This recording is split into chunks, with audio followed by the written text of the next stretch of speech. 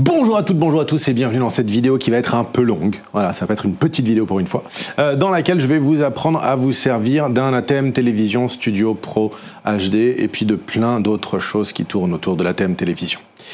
Tout de suite, allons dans le vif du sujet. Alors qu'est-ce que c'est que déjà que l'ATEM Télévision Studio Pro HD? À part être un nom très compliqué, on l'appelle aussi l'ATV PHD ou l'ATV HD. C'est un mélangeur. Voilà, tout simplement. Il prend des signaux vidéo, il les mélange et il vous sort un signal qu'on appelle un programme clean que vous pouvez ou bien enregistrer, ou bien diffuser dans une salle en direct, ou bien encore le streamer sur Internet. Et donc on va voir un petit peu ensemble comment est-ce qu'on fait ces trois choses-là. Tout d'abord, je tiens à vous dire qu'on va démystifier un petit peu la bête. Ça fait un peu peur d'utiliser une régie mobile, mais concrètement, c'est pas si compliqué que ça. Faisons le tour rapidement du propriétaire. Notre ATEM Télévision Studio Pro HD, on l'a mis dans une valise. Avec cette valise, on a mis du coup d'autres éléments et on va faire le détail avec vous rapidement. Alors tout d'abord, on a déjà l'ATEM Télévision Studio Pro HD. C'est la petite console que vous voyez ici. Tout simplement, c'est elle qui va prendre plein d'entrées derrière et qui va après vous les sortir, après les avoir mélangées. Magnifique, sur ce petit clavier. Ensuite, il va y avoir nécessairement un écran, donc là c'est le Smart View 4K de chez Blackmagic. Il y a différentes petites fenêtres, on verra après à quoi elles servent, il n'y a rien de très compliqué. Ensuite nous avons ici en dessous trois éléments, 1, 2, 3 qui sont raqués. Ce qu'on appelle raqué, c'est mis dans une boîte et bien vissés les uns avec les autres. Tout d'abord, on a un Ultra Studio HD Mini. Cet Ultra Studio HD Mini va vous permettre de pouvoir envoyer ce signal, le signal de votre sortie, sur un ordinateur, de manière à pouvoir par exemple ou bien enregistrer sur ordinateur ou bien le streamer. Ensuite, on a deux hyperdecks. Ces hyperdecks, ils agissent à la fois comme des enregistreurs et également comme des magnétoscopes. Donc vous allez pouvoir avec eux enregistrer votre flux, enregistrer une caméra en particulier par exemple, ou alors simplement lire un flux que vous auriez préalablement enregistré. Ça peut être une vidéo comme ça peut être un petit générique, peu importe. Ensuite, au dos ici derrière, vous allez avoir différentes connectiques. Voilà, vous allez avoir des entrées HDMI, des sorties HDMI, des entrées SDI, etc. pour les différents éléments que vous trouvez dans la valise. À savoir que l'ATEM Télévision Studio Pro HD, donc fait de la HD, hein, comme son nom l'indique, et vous permet de pouvoir prendre 4 flux en HDMI et 4 flux en SDI. Mais il est possible, via des convertisseurs, de mettre plus de HDMI ou plus de SDI. Mais vous n'aurez jamais plus que 8 entrées dans votre machine, ce qui est déjà largement suffisant. Alors on va commencer déjà à faire les branchements. Comme vous pouvez voir, tout rentre dans une valise, bon, qui est un petit peu lourde, mais au moins tout rentre dedans. Hop, quand vous l'ouvrez, tada, vous avez tout à l'intérieur. C'est génial, tout est bien compact, ça prend pas de place, c'est pas dégueulasse avec des câbles dans tous les sens et tout.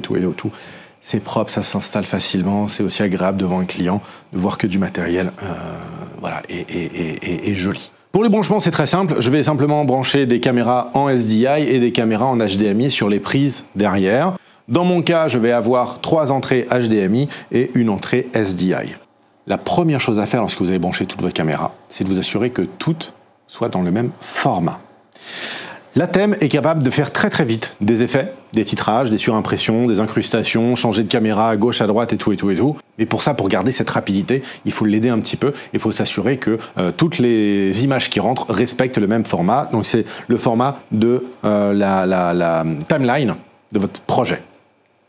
Vous pouvez sélectionner différents types de timeline, du HD, de la Full HD, du 59, du 60p, du 50p, du 25p, du 24, peu importe. Il y en a plein que vous pouvez choisir à l'intérieur. Mais quand vous en avez choisi un, assurez-vous que toutes les caméras respectent bien cette timeline. Si ce n'est pas le cas, comme par exemple souvent avec les ordinateurs, on n'a pas le choix pour pouvoir changer le format de sortie. Dans ces cas-là, il y a des petits boîtiers qui existent, qui s'appellent Decimator, que nous avons ici, et qui permettent de pouvoir rentrer le signal, peu importe le format, et de le sortir dans un format qui est bien normalisé et qui correspondra à votre ATEM. Il y a d'autres ATEM qui permettent de pouvoir prendre différentes sources directement, mais dans ces cas-là, on est limité ou bien que en HDMI ou bien que en SDI, alors que celui-là fait les deux.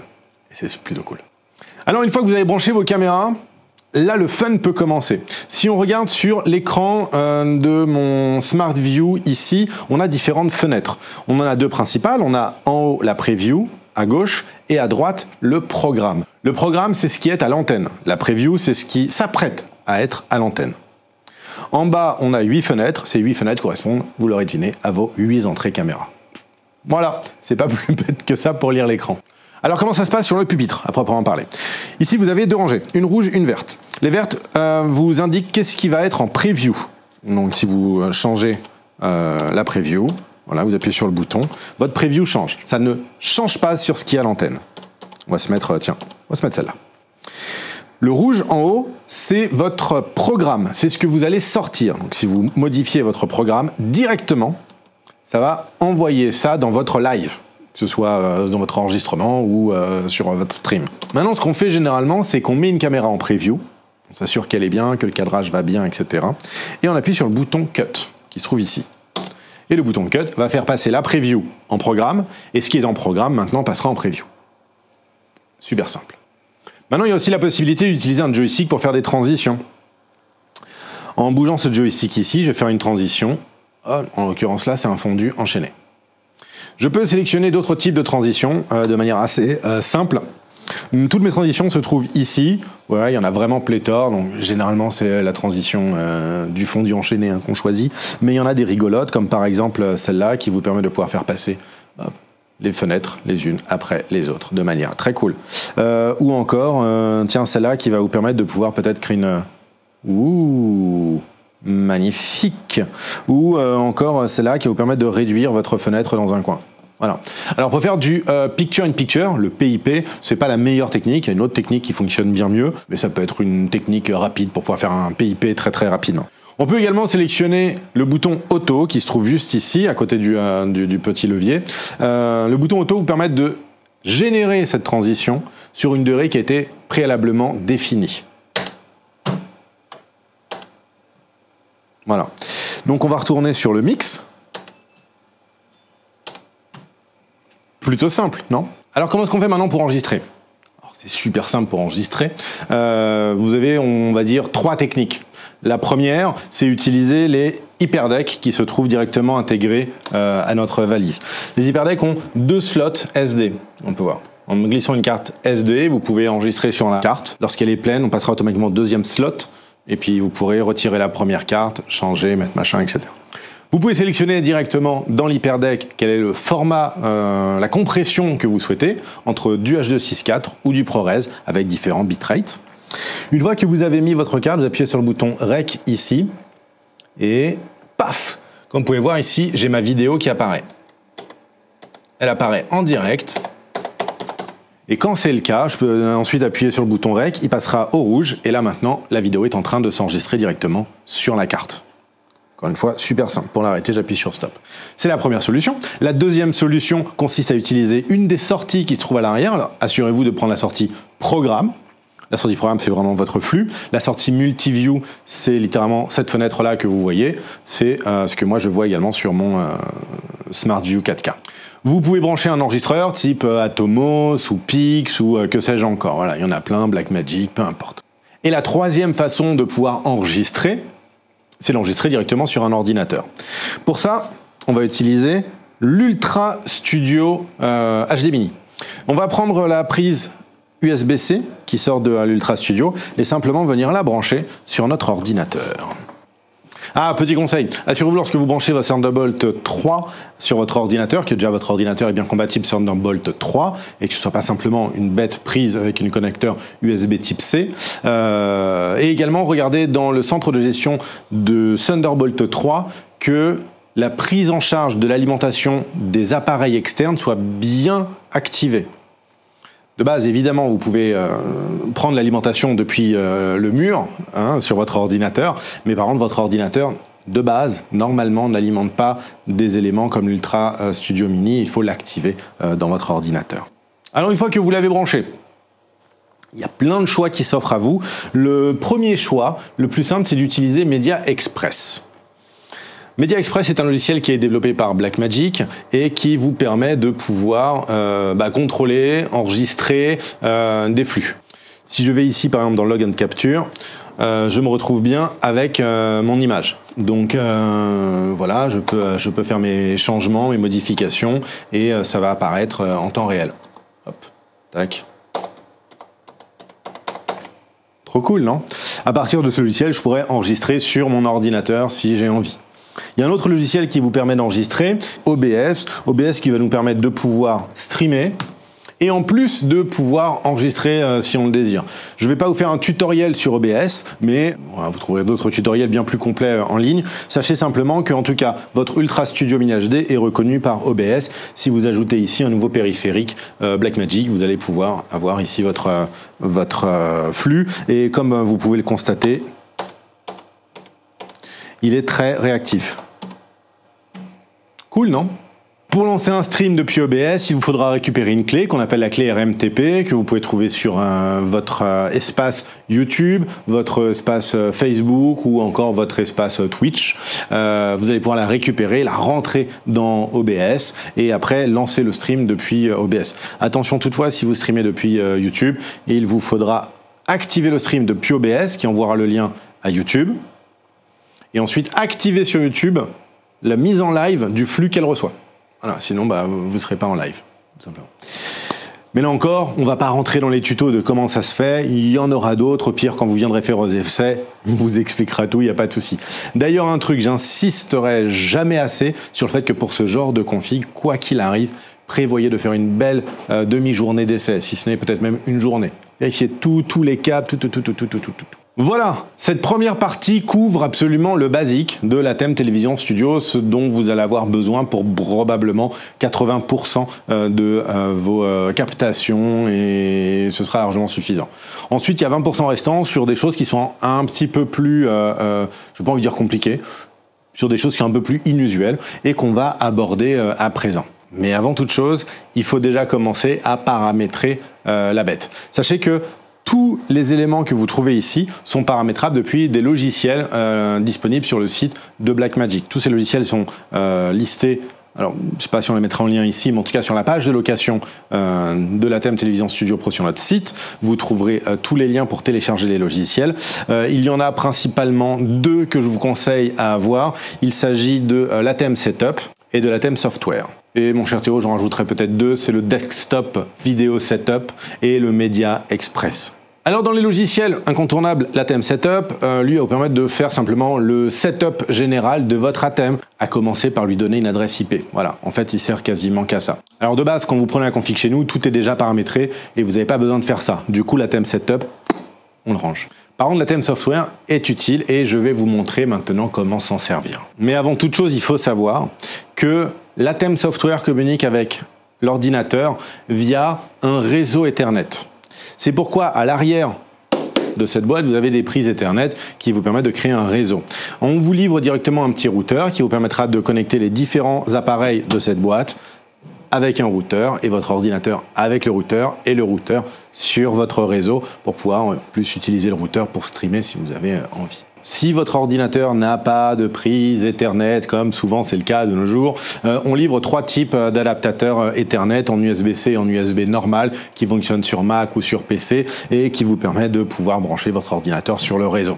Sachant que également ce routeur est un routeur Wi-Fi. Si vraiment aucun adaptateur ne fonctionne, vous pouvez vous connecter en plus en Wi-Fi. Tous les mots de passe sont marqués dessus, bien évidemment. L'ATEM Software, c'est le logiciel qui les contrôle tous. Il est incroyable ce logiciel, il y a tellement de choses dedans, c'est très riche et en même temps très simple d'accès. Une fois que vous avez téléchargé, vous allez lancer l'ATEM Software Control. Il va vous demander de sélectionner un ATEM sur lequel se connecter. Si vous en avez plusieurs sur le réseau, pas de chance. Celui qui vous concernera, c'est ça, l'ATEM Pro HD Puzzle, naturellement. Un mot comme ça, choisi au hasard. Donc vous allez simplement vous connecter dessus. Et là, badaboum, vous avez votre interface. Cette interface reflète en vérité tout ce qui se passe sur votre ATEM. Sauf que c'est plus sur des boutons physiques, mais c'est sur des boutons pas physiques, virtuels. Voilà, tout simplement. Vous pouvez changer ce que vous voulez en termes de boutons et on peut voir que lorsque vous les changez, ça change également sur votre live. C'est absolument incroyable. Donc que ce soit pour vos boutons programme ou vos boutons de prévisualisation, voilà, vous pouvez avoir accès à ça. Vous avez accès également à la petite manette magique pour faire des effets sympatoches. Ça marchera bien si je mets deux plans différents. Voilà, Voilà. Et c'est déjà pas mal. Faisons maintenant un rapide tour de l'ATEM Software Control. En bas, vous trouverez, comme vous trouverez d'ailleurs sur DaVinci Resolve, différents onglets qui vous emmènent dans différents endroits.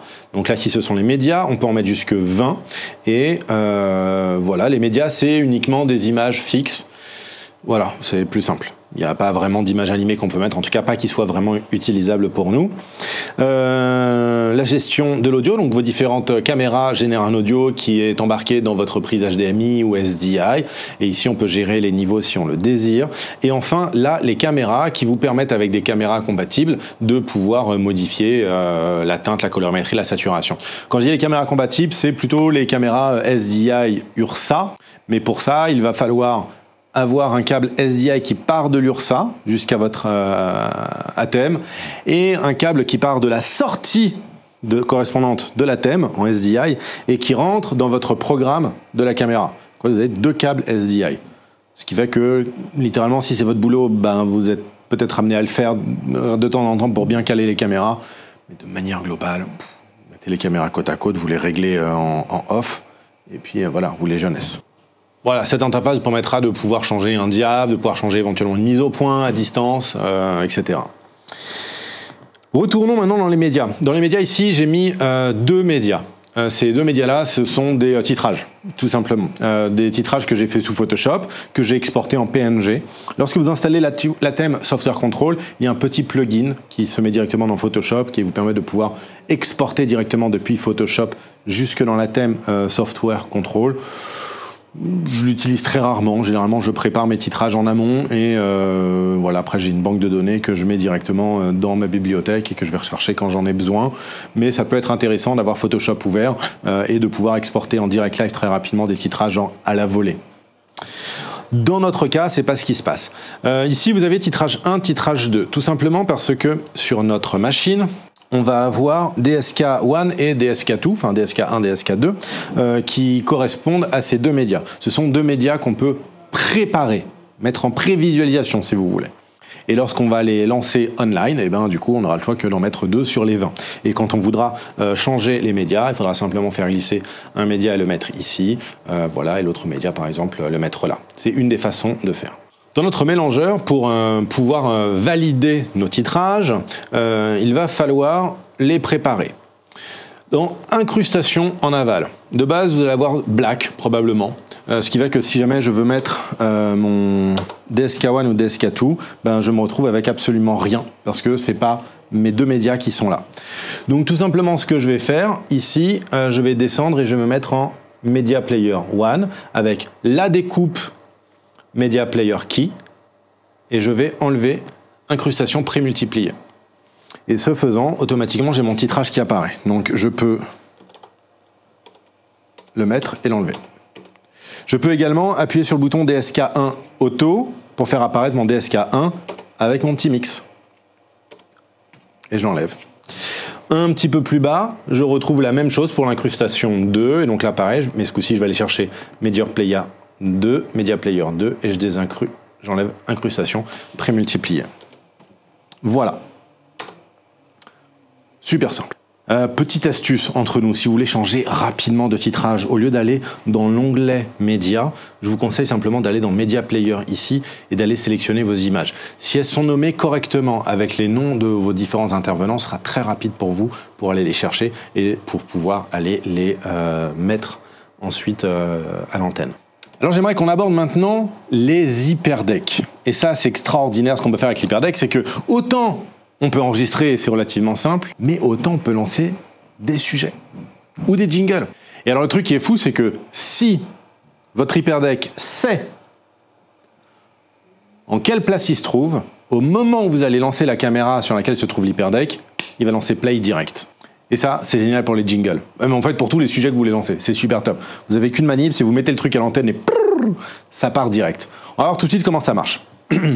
Tout d'abord, il va falloir paramétrer vos hyperdecks. En bas à gauche, vous avez ici un petit réglage qui vous informe des formats généraux de la vidéo. Donc c'est exactement pareil que les réglages de votre projet, hein. C'est là que vous réglez votre projet. Et vous avez ici un onglet hyperdeck. On voit que ici mes 2 hyperdecks sont connectés sur le réseau. J'ai respecté leur adresse IP qui sont tous les 2 là. Alors encore une fois, si vous prenez la config, normalement tout est réglé. Faites un test, faire des essais, encore et encore, mais normalement tout est en place et tout est réglé. Et ensuite vous allez pouvoir marquer ici par exemple lecture auto avec un décalage de X images. On va laisser nous en lecture auto pour l'HyperDeck 2. De base dans votre config, l'HyperDeck 1 sert plutôt à enregistrer, l'HyperDeck 2 sert plutôt à en backup d'enregistrement si vous voulez, mais surtout il sert à lancer des sujets. Donc nous on va le laisser ici. Parfait, et on va pouvoir maintenant sélectionner notre entrée de caméra. J'en ai une de libre, tiens c'est la 6, on va se mettre sur la caméra 6. Voilà. Donc maintenant, quand je lancerai ma caméra 6, il va se passer quelque chose. Mais avant toute chose, il va falloir que je connecte la sortie de mon HyperDeck à mon entrée 6.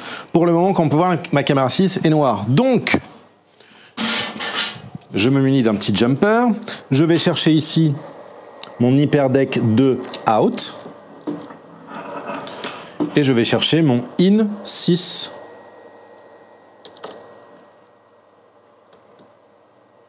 Voilà.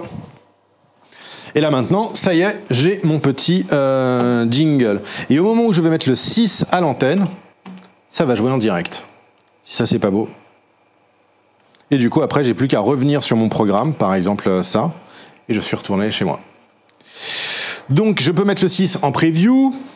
Je dis tout de suite le jingle de Puzzle Vidéo bien sûr. Wouhou, c'est parti.